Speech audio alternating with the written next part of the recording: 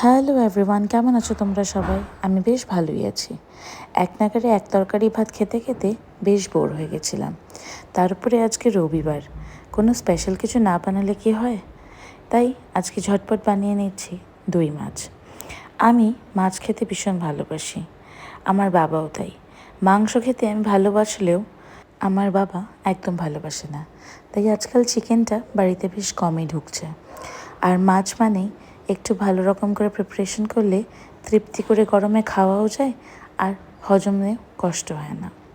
আজকে তাই দই মাছ বানাচ্ছি।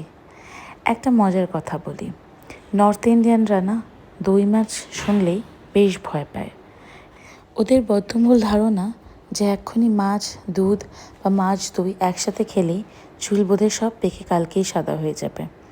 আমি অনেকবার বুঝিয়েছি যে কোনো অসুবিধা হয় না, আমরা মাছে দুধ ব্যবহার করি বা আমরা মাছে দই ব্যবহার করি, কিন্তু বেশ ভয় পায়। আর আমার হাজব্যান্ড বেশ ভয়ই খায়। আর বাকি আমার শ্বশুরবাড়িতে কাউকে বললেই তো তারা একদম অবাক হয়ে তাকিয়ে থাকে, এমা লিভার খারাপ হয়ে যাবে। কিন্তু কেউ বুঝতে চায় না। যাই হোক, আমিও বেশি এফার্ট লাগাই না, তার কারণ এত এফার্ট লাগানোর থেকে আমি মনে করি এই এফার্টগুলো যদি আমি রান্না করে মাছটাকে ভালো করে বানাই আর ভালো করে তৃপ্তি করে খাই, তাহলে সেটা বেশি কাজে দেবে।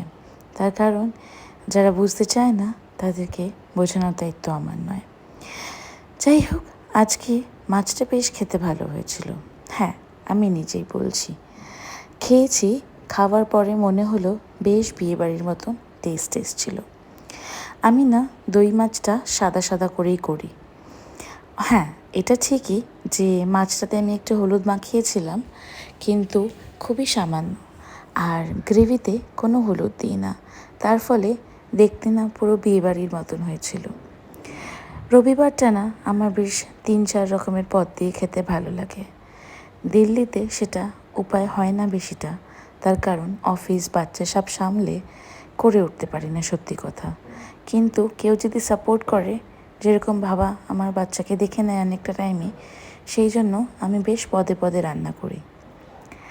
আজকের ভিডিওটা এত অবধি রাখছি। তোমাদের কেমন লাগলো আমায় নিশ্চয় জানিও। ও হ্যাঁ, আজকে কিন্তু মাছে বাড়ির তৈরি ঘি ব্যবহার করেছি। আবার মালাই জমাচ্ছি, পরের সপ্তাহে একদিন ঘিয়ের ভিডিও বানাবো। আজকে চলি, ভিডিওটা কেমন লাগলো আমাকে নিশ্চয়ই জানিও। আর ভালো লেগে থাকলে একটা লাইক করে দিও, চ্যানেলটা সাবস্ক্রাইব করে দিও। পরে আবার অনেক গল্প হবে, ঠিক আছে? টাটা।